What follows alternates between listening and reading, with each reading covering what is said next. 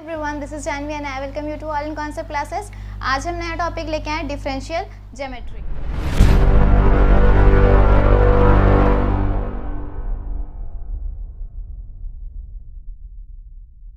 Differential geometry एक आपको book ही है, ये पूरी हमने न्यूमेरिकल एनालिसिस स्टार्ट किया था, उसकी 2 यूनिट्स कंप्लीट भी करा दिए हैं, 2 यूनिट्स बची हैं, उसको अभी थोड़ा सा पेंडिंग पे डालते हैं बिकॉज ये थोड़ा सा ज़्यादा इंपॉर्टेंट है। अभी सेमेस्टर 6 स्टार्ट हो गया है तो उसमें ये बुक आएगी, तो आप इसे पहले पढ़ ले तो ये ज़्यादा बेनिफिट करेगी आपको। फ्रेंड्स, डिफरेंशियल ज्योमेट्री ये खुद ही 2 पार्ट से बना हुआ है।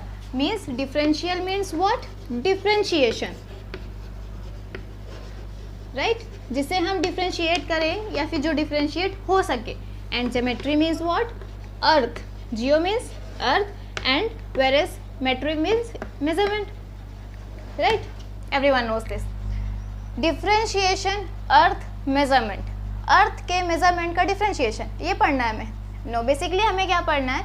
अर्थ लाइक स्ट्रक्चर्स का मतलब जो अर्थ की तरफ शेप्स हैं, जैसे कर्व है, स्फेयर्स हैं, इन सबको हमें किसके थ्रू पढ़ना है? डिफरेंशिएशन के थ्रू पढ़ना है। समझ में आ रहा है आपको? ज्योमेट्री मीन्स क्या होती है?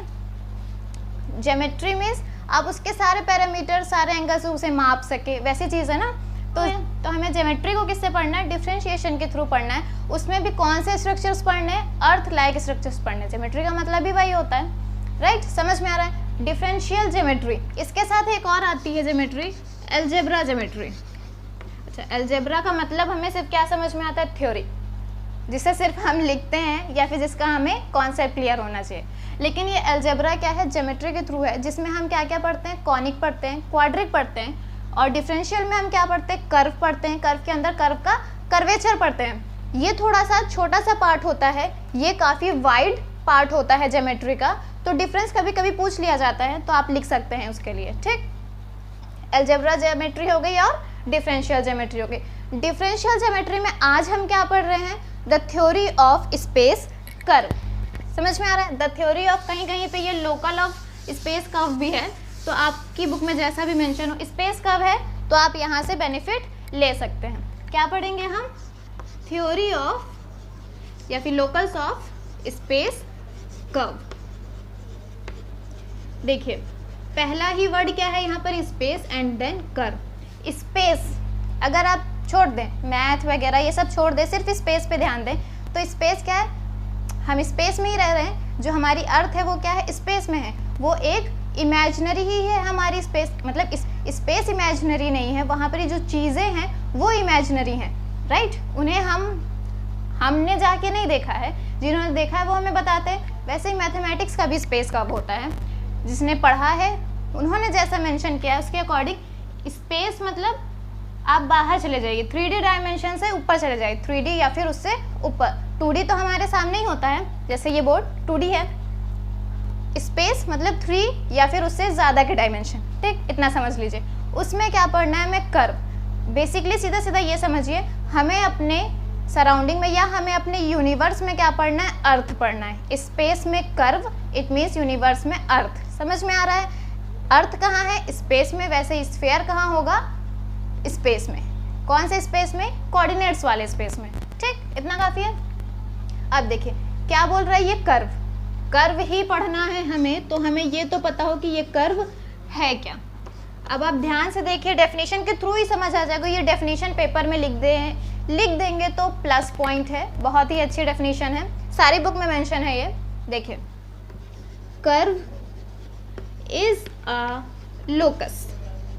अब ये लोकस क्या है? अब बस देखते चलिए, मैं सब समझाऊंगी।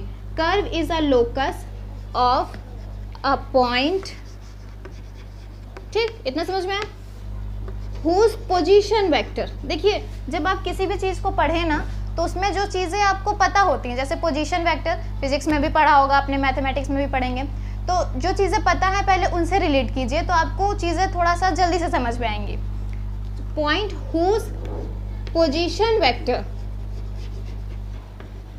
Are from origin, right, origin O, ये क्या है? Is a single parametric function. अब ये तो कुछ अजीब ही लिख दिया है मैंने, नहीं मतलब जब फर्स्ट टाइम आप पढ़ेंगे ना तो ऐसे ही लगता है कि ये सब क्या लिखा हुआ है। अब सुनिए, curve is a locus of a point whose position vector are.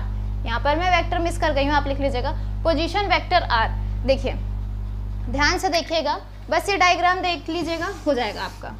वो क्या कह रहा है, एक पोजीशन वेक्टर है ओ सॉरी ये ओरिजिन है, इससे पोजीशन वेक्टर हमने ड्रॉ किया पॉइंट पी पे, ठीक।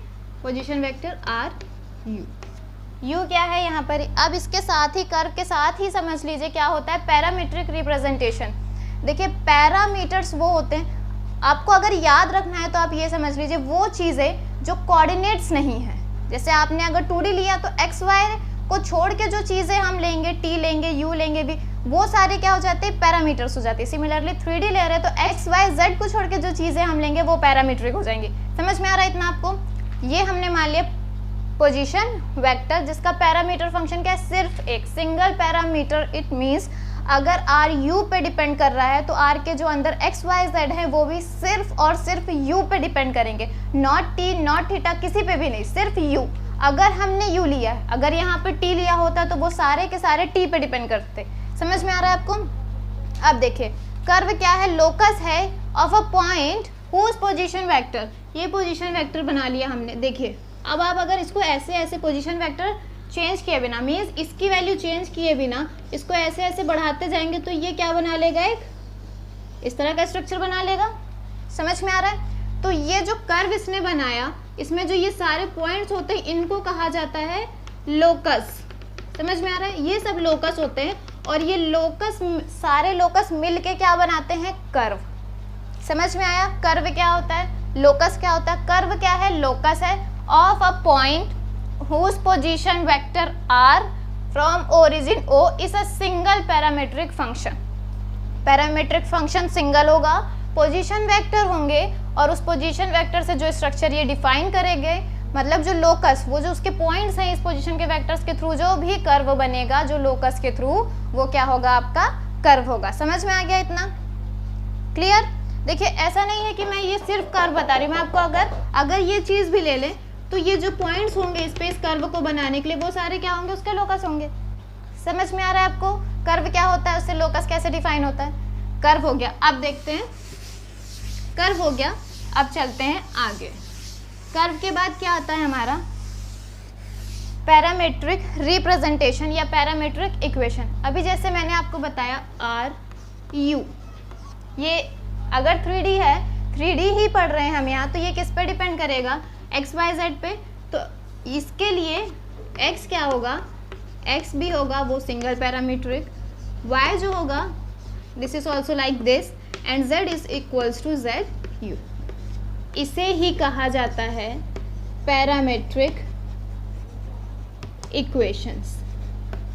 समझ में आया। इन्हें ही कहा जाता है पैरामीट्रिक इक्वेशन। ऑप्शनल में पूछी जा सकती हैं जब ऑप्शन या फिर आपका पेपर ऐसे भी कभी कभी पूछ लिया जाता है कंपलसरी में। ये क्या है, आपके पैरामीट्रिक इक्वेशंस हैं जो कि सिर्फ एक सिंगल पैरामीटर पे ही डिपेंड करेंगी। समझ में आ गया आपको इतना।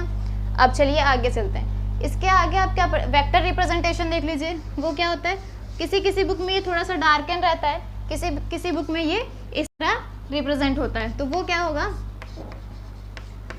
X of U plus Y of U plus z। ठीक, ये क्या है, वेक्टर रिप्रेजेंटेशन है। या फिर r इक्वल्स टू ये। समझ में आ गया आपको इतना। अब देखिए, अब इसके बाद हमें क्या पढ़ना है, function of class m। Function of class m आपको एक टॉपिक मिल जाएगा, थोड़ा सा वाइड है, थोड़ा सा समझने वाला भी है, ध्यान से समझिएगा। फंक्शन ऑफ क्लास m, कहीं पर ये n है, कहीं पर m है। आपकी बुक में जैसा भी रिप्रेजेंटेशन हो आप उसको वैसे देखें। देखिए बस ये देखिए ध्यान से, फंक्शन है एक, राइट। इस फंक्शन के अकॉर्डिंग आपका कुछ ना कुछ इंटरवल होगा। फंक्शन है उसके लिए इंटरवल है, और एक चीज़ क्या है, पॉजिटिव m या फिर पॉजिटिव इंटीजर। समझ में आ गया।